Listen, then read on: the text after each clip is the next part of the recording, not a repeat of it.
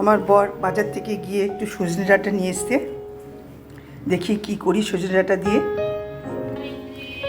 এদিকে মরুলা মাছ নিয়ে এসছে, এই যে দেশি মরুলা। এটা দিয়ে ভালো করে আমি বেছে কেটে কুটে আমি ধুয়ে নেব। আমি বললাম সজনে ডাঁটা এনেছে, তাই আমার বর বলছে সজনে ডাঁটা শুধু, কত কিছু এনেছি, বটবুটি এনেছি, বেগুন এনেছি, কুমড়ো এনেছি, টমেটো এনেছি, কত কিছু এনেছি। হ্যাঁ, তাই আমি যখন করব তখন দেখাবো কী কী দিয়ে আমি সজনে ডাঁটাটা করছি।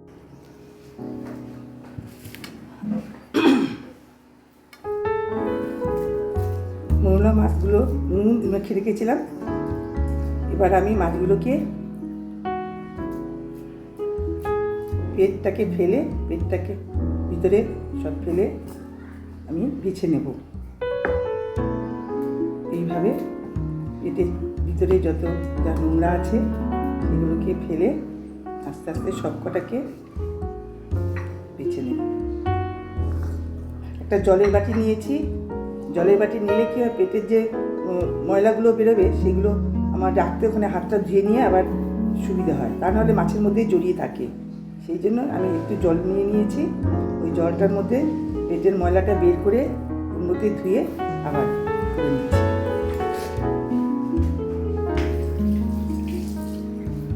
এইভাবে মাছগুলোকে আমি বেছে নিব। নমস্কার, আমি সন্ধ্যা। আমি আমার রান্নাঘরে চলে এসেছি। আপনাদের দেখিয়েছিলাম আমি আমার বর বাজার থেকে মৌলা মাছ এনেছে। আমি সেটাকে বেছে ভালো করে ধুয়ে নুন হলুদ মেখে নেব। সেই জন্য আমি প্রথমে একটু নুন দিয়ে দিলাম, একটু হলুদ দিয়ে দিলাম, মেখে নেব মাছটাকে। মেখে আমি রেখে দেব কিছুক্ষণ। এদিকে আমি সজনে ডাঁটা দেখিয়েছিলাম। আমার কর্তামশাই সজনে ডাঁটা এনেছে বাজার থেকে। বলেছিলাম কি করব, তখন আমি বলতে পারিনি। দেখুন, আমি আমার বরের ইচ্ছে হচ্ছে যে সে সবজিটা সেই কেটে দেয় শুক্তো করতে। সেই জন্য আমি সব সবজি নিয়েছি, শুক্তোর মোটামুটি যা লাগে নিয়েছি। সজনে ডাঁটা, একটু করলা, কাঁচকলা, বেগুন, পেঁপে, মিষ্টি আলু, সাদা আলু, মিষ্টি কুমড়ো। এখন আমি আস্তে আস্তে প্রথমে আমি করলাটা ভাজবো, তারপর আমি বেগুনটা একটু ভেজে নেব। আমি কড়াই বসিয়েই দিয়েছি, তেল দিয়ে দিলাম।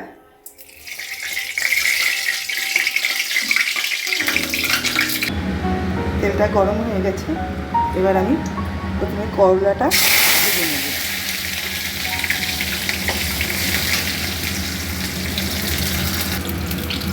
করলার মধ্যে একটু নুন আর একটু সামান্য হলুদ দিয়ে দিলাম।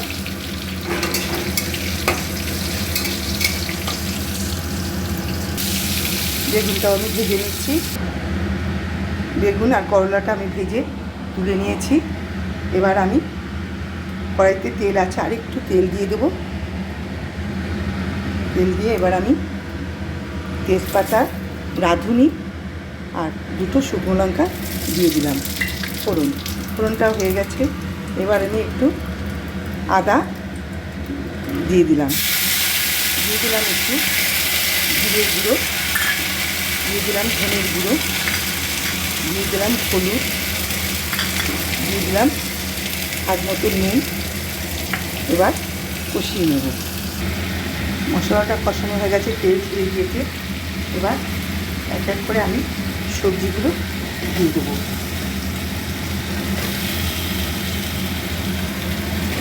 সবজিগুলো আমি দিয়ে দিলাম। এবার আমি মশলার সাথে মিশিয়ে নেব। এদিকে আমি শুকনো খোলা একটু পোস্ত তেলে নেব। আমার যতটুকু লাগবে ততটুকু আমি পোস্তটা একটু তেলে নেব। পোস্ত তেলে নিয়ে আমি এই মিক্সিতে এটাকে গুঁড়ো করে নেব। সবজিটা মশলার সাথে মিশে গেছে। এবার আমি একটু ঢেকে দিলাম। এবার ঢাকনাটা একটু খুলে নিয়ে ভাজা বেগুন আর করলাটা দিয়ে দিলাম। দিয়ে একটু মিশিয়ে সামান্য একটু জল দিয়ে জল দেবো, দিয়ে আর নাড়াচাড়া করে ঢেকে দেবো। এবার ঢাকনাটা খুলে আমি যে পোস্তটা গুঁড়ো করে নিয়েছিলাম সেটা দিয়ে দিলাম, দিয়ে নাড়াচাড়া করে আবার ঢেকে দেব।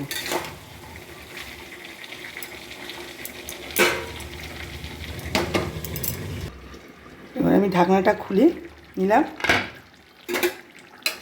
শুক্তোটা খুব সুন্দর হয়ে গেছে, একটু ঝোল ঝোল রাখবো। এবার আমি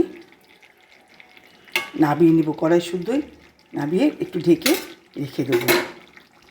আমি নাবিয়ে নিয়েছি। আপনাদের যদি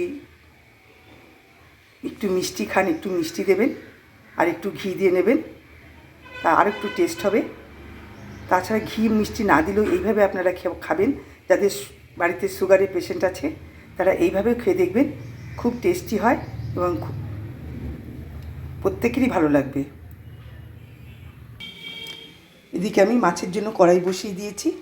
কড়াইটা গরম হয়ে গেছে, তেল দিয়ে দিয়েছি।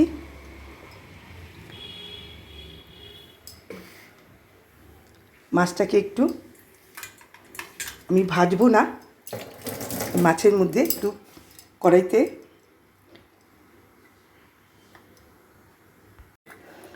আমি জিরে আর একটু তেজপাতা ফোড়ন দিয়ে দিলাম, একটু নুন দিয়ে দেবো যাতে তেলটা না ছেটে বা লেগে না যায় মাছটা। এবার আমি একটু আদা বাটা দিয়ে দিলাম একটু জিরের গুঁড়ো, দিয়ে দিলাম ধনের গুঁড়ো, দিয়ে দিলাম হলুদ গুঁড়ো, দিয়ে দিলাম আরেকটু লবণ, দিয়ে দিলাম পেঁয়াজ কুচানোটা, দিয়ে দিলাম রসুন কুচানোটা। একটু নাড়াচাড়া করে, কিছুই আমি ভাজবো না, এই জন্য পেঁয়াজ রসুনও আমি ভেজে নিয়ে কিন্তু আমি একবারেই দিয়ে দিয়েছি। একটু নাড়াচাড়া করে নিই। এবার আমি আলুটা ভাজার মতন কেটে রেখেছিলাম, দিয়ে দিলাম একটু টমেটো। এটাকেও আমি ভালো করে মিশিয়ে নেব।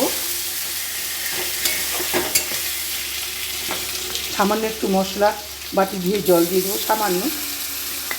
এবার ভালো করে কষিয়ে নিয়ে তারপর আবার আমি একটু জল দিয়ে দেবো।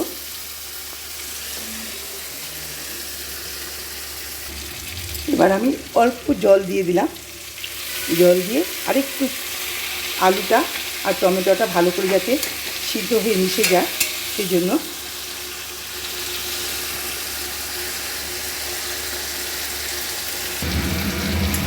দিয়ে দেবো একটু কাশ্মীরি লঙ্কার গুঁড়ো। যেহেতু আমি শুকনো লঙ্কার গুঁড়ো এখানে ব্যবহার করিনি, আদার সাথে আমি কাঁচা লঙ্কা পেস্ট করে নিয়েছিলাম, মিশিয়ে নিয়েছি মশলার সাথে। এবার আমি দিয়ে দেবো নুন হলুদ মাখা মাছটা, পুরো ছড়িয়ে দেবো, ছড়িয়ে আমি ঢেকে দেবো। এক পিঠ হয়ে গেলে আমি আরেক পিঠ উল্টে নেব। এবার ঢাকনাটা খুলে নিলাম, খুলে নিয়ে মাছটাকে এবার একটু উল্টে দেবো আস্তে আস্তে যাতে ভেঙে না যায়। এক পাশ হয়ে গেছে, আর এক পাশটাকে এইভাবে উল্টে দিলাম মাছগুলো যাতে এই পাশেও কাঁচা না থাকে।